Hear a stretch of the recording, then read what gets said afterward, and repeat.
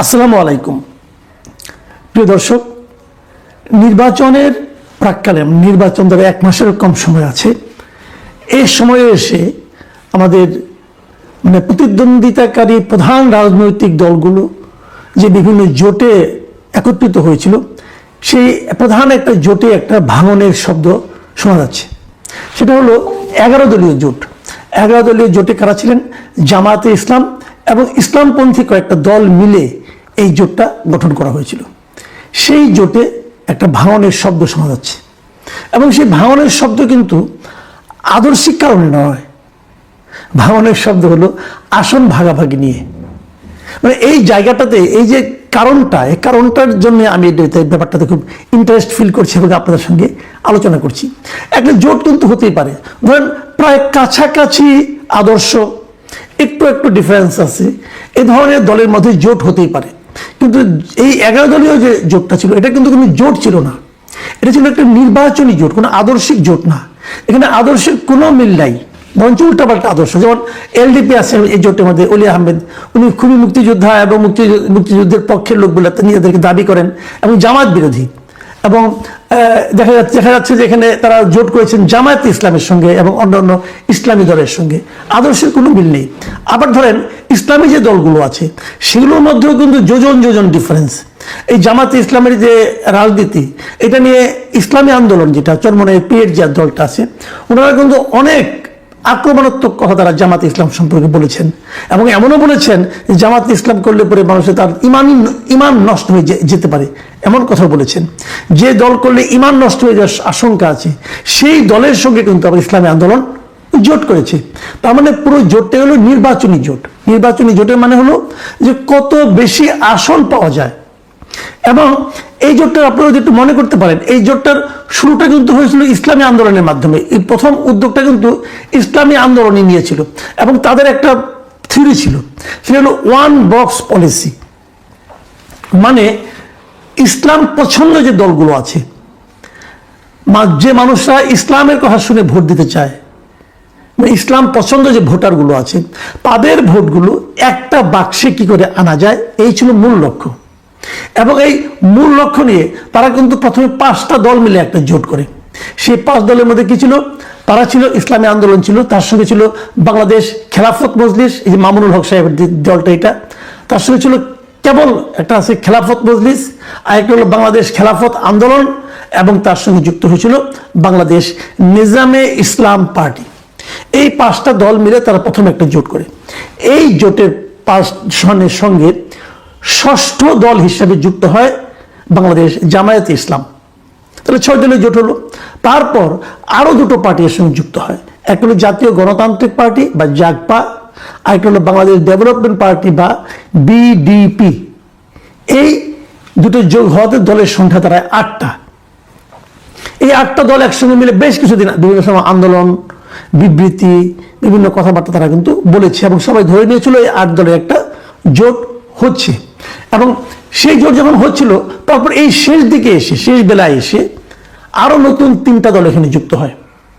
এবং ইসলামী আন্দোলনের বক্তব্য না হলো অভিযোগ বলি আমি, ইসলামী আন্দোলনের অভিযোগ হলো এই যে আরো 3টা দল যুক্ত হয়েছে, এই 3 দলের সঙ্গে যুক্ত হওয়া এবং আসন ভাগাভাগি, এই কোনো প্রক্রিয়ার সঙ্গে ইসলামী আন্দোলন ছিল না, এটা ওদের বক্তব্য।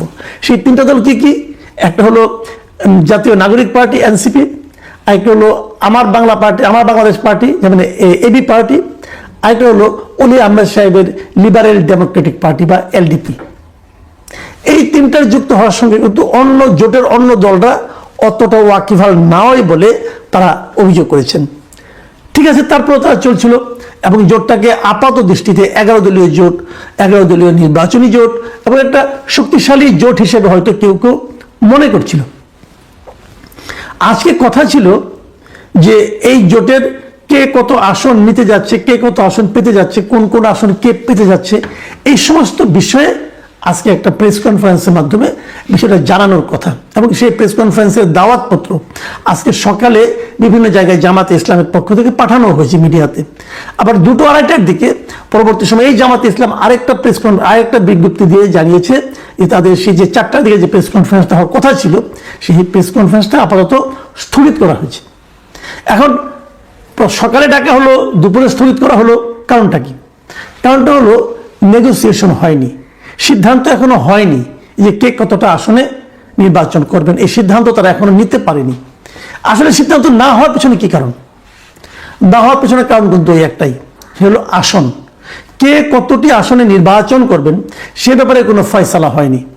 যেমন ইসলামী আন্দোলন চেয়েছে, প্রথমে চেয়েছিল 100 আসনে তারা নির্বাচন করবে, পরে তারা বলেছে ঠিক আছে 50টায় রাজি, কিন্তু জামাত ইসলাম তাদেরকে 40টায় বেশি আসন দিতে রাজি নয়। এটা একটা ব্যাপার। আবার ধরেন ওদিকে যে বাংলাদেশ খেলাফত মজলিস মামুনুল হক সাহেবদেরটা, তারা চেয়েছিল 25 থেকে 30টা, তাদেরকে 20টায় বেশি দিতে রাজি না। আবার এদিকে এনসিপিকে তারা 30টা দিবে বলে বলা হচ্ছে। তো এই সব মিলিয়ে আলাপ আলোচনার মাধ্যমে মানে সিদ্ধান্ত আসা যাচ্ছে না কে কতগুলো আসন পাবে। তবে এক্ষেত্রে সবচেয়ে কঠিন ভূমিকায় আছেন বাংলাদেশ খেলাফত মজলিস এবং ইসলামী আন্দোলন বলেছে তারা 50টা কম হলে তারা যাবে না। এখন এই যে নেগোসিয়েশনটা, ছাড়টা কোথায়? ছাড়টা হলো আসনে। এই আসনের এই ছাড় দেওয়া না দেওয়া নিয়ে সবাই এতটাই রিজিড, মানে যার যার অবস্থানে তারা এতটাই শক্ত অবস্থানে আছে যে শেষ পর্যন্ত আজকের যে প্রেস কনফারেন্সের মাধ্যমে ঘোষণা দেওয়ার যে ব্যাপারটা ছিল সেটাই তারা স্থগিত করতে বাধ্য হয়েছে। কবে হবে সেটা এখনো বলেনি, হয়তো 2-1 দিনের মধ্যে হবে। তার মানে বিষয়টা দাঁড়াচ্ছে আগামী 2-1 দিনের মধ্যে তারা আরো আলোচনায় বসবে, তারপরে তারা একটা সিদ্ধান্ততে পৌঁছবে। হয়তো জোট থাকলে কে কতটা পাবে সেটা জানাবে, অথবা জোট থাকবে না, কে বেরিয়ে যাবে তার জানার ব্যাপার। এখন এই বিষয়টা নিয়ে একটু কথা বলতে চাই, এই জোট বিষয়টা নিয়ে, যে এই ধরনের জোট আসলে জাতির জন্য কি উপকার নিয়ে আসে এই কথাটা একবার ভাবেন আপনারা।